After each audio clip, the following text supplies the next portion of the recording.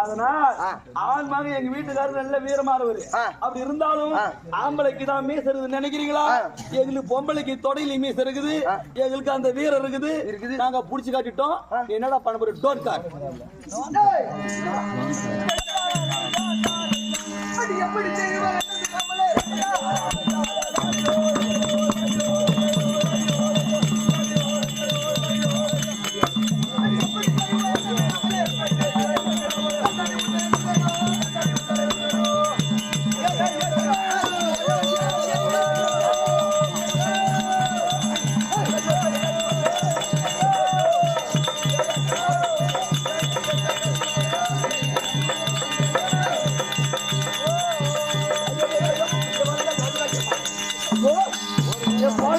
போடுங்க.